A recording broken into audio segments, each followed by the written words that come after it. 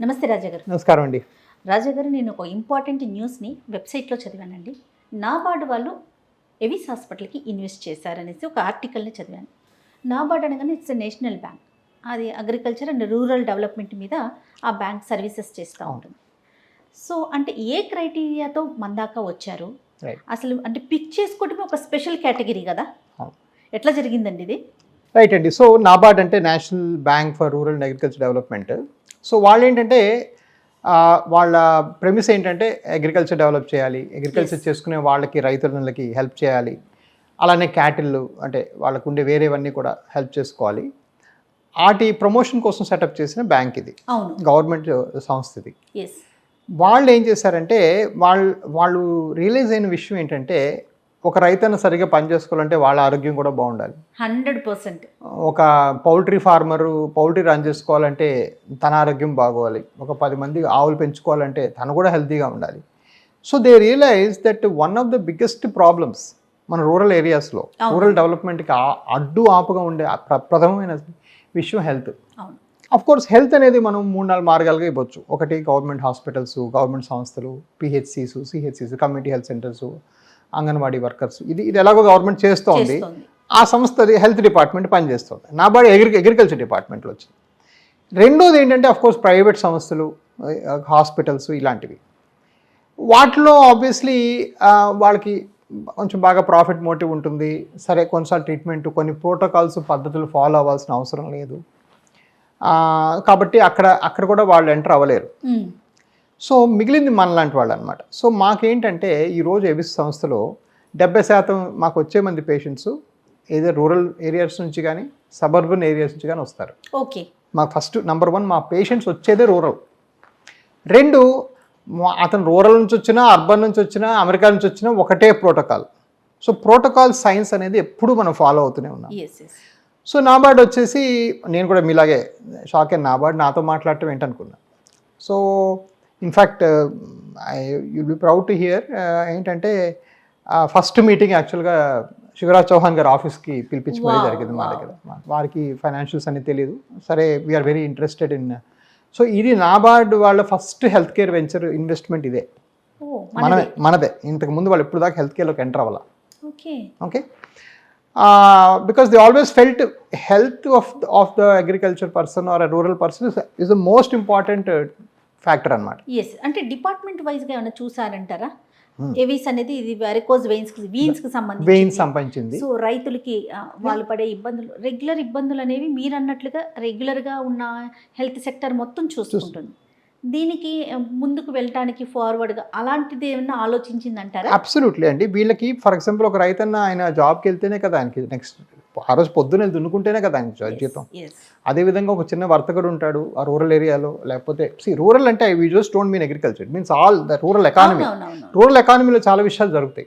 ఒక వర్తకులు, చిన్న వర్తకులు ఉంటారు, స్మాల్ ట్రేడర్స్ ఉంటారు, క్యాటిల్ డెవలప్ చేసుకునే వాళ్ళు ఉంటారు, పౌల్ట్రీ ఫార్మర్స్ ఉంటారు, మరేమైతేనే వాళ్ళందరికీ కూడాను వీళ్ళు ఎవ్వరు కూడా ఆ రోజు పనికి వెళ్ళకపోతే ఆ రోజు ఏమి ఉండదు. ఒక బండి తోసుకునే వాళ్ళు అయితేనేమి ఎవరైతేనేమి, రైట్. సో అది మనం బాగా అపీల్ అయింది, రైట్.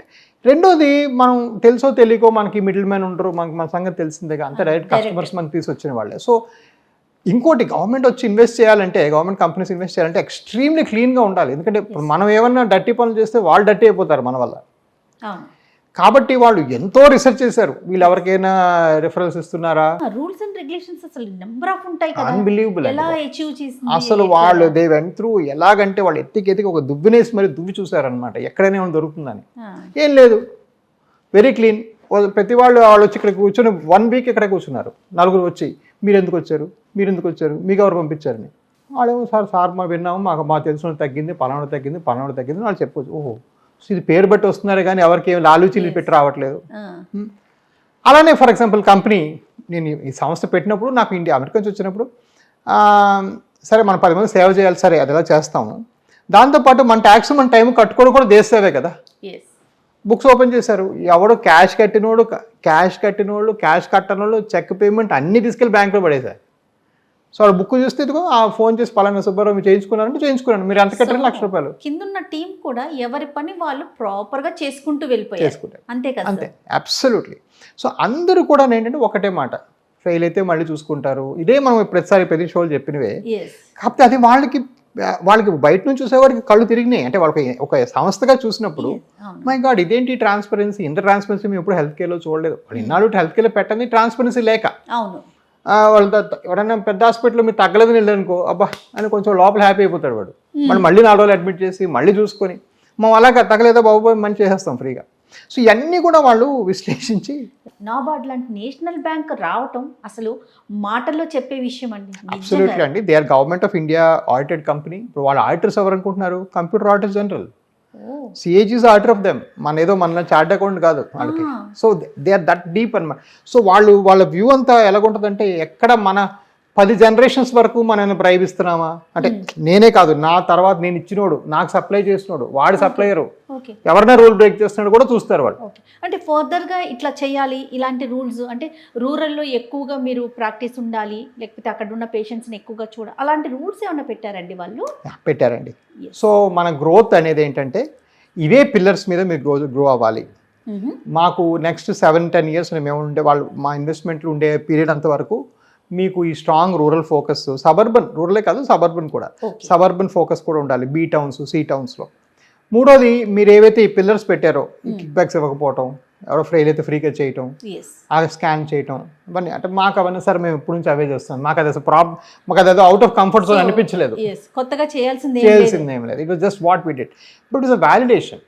ఇప్పుడు ఫర్ ఎగ్జాంపుల్ ఈరోజు నాబార్డ్ మాట్లాడుతున్నప్పుడు ఇది పెట్టి 1.5 months అయిందండి. కాకపోతే నేను మీకు ఇది చెప్పడానికి కూడా కొన్ని రూల్స్ ఉంటాయి.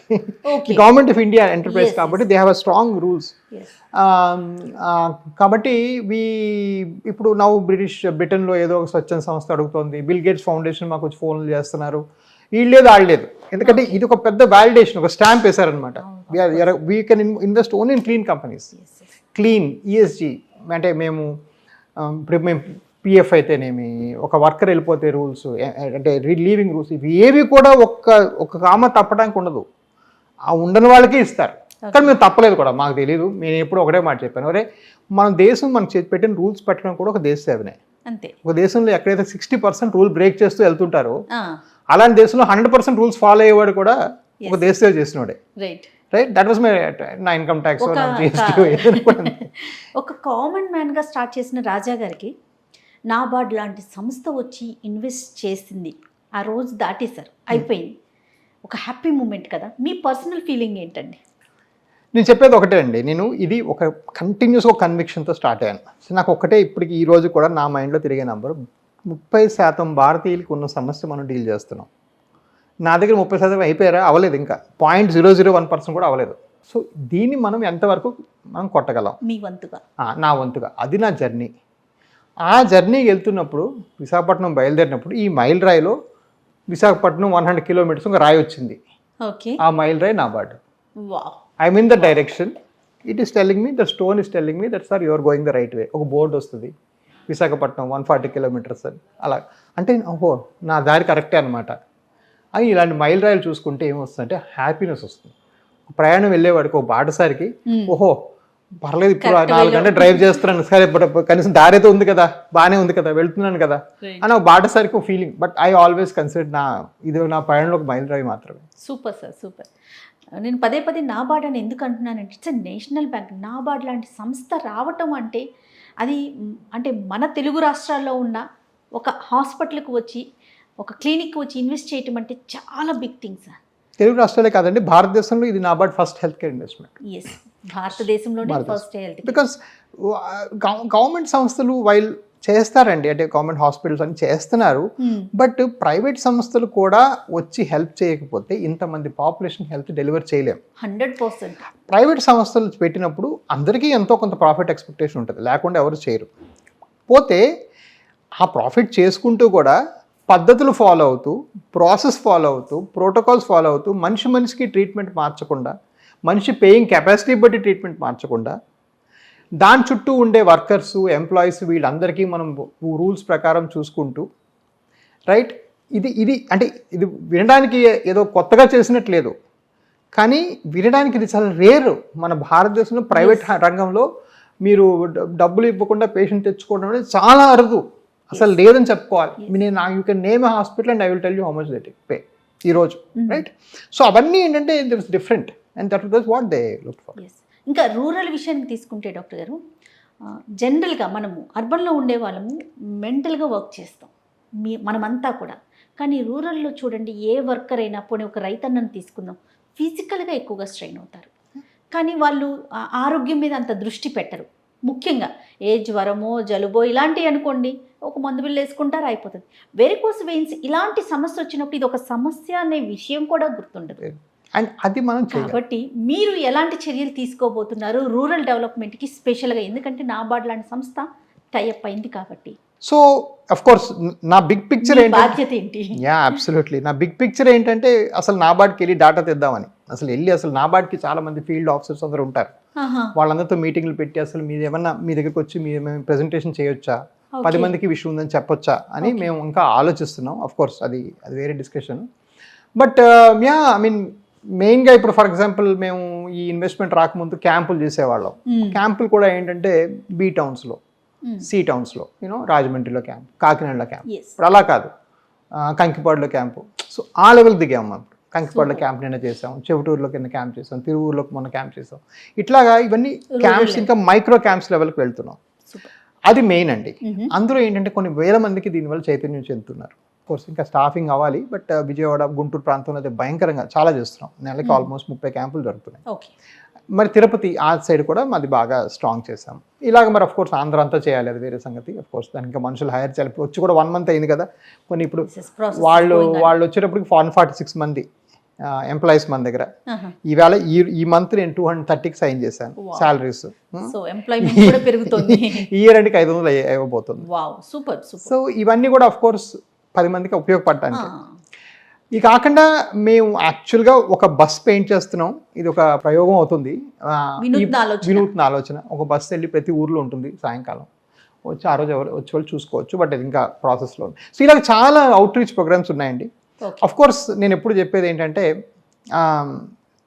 ఇంటర్నెట్ బ్యూటీ ఏంటంటే ఆ మనిషి ఉన్న దూరంకి సంబంధం లేకుండా ఇంటర్నెట్ వేవ్స్ ద్వారా మనం మాట్లాడుకున్న మాట 5 సెకండ్లలో మీరు వైజాగ్లో కానీ, శ్రీకాకుళంలో కానీ, విజయనగరంలో.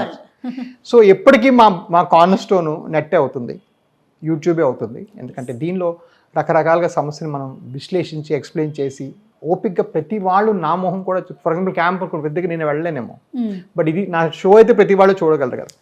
సో ఈ వినూత్నమైన అంటే మీరు ఇప్పటికి కూడా you don't know of any other hospital that has this kind of internet presence నాలాగా ఉన్నట్టు.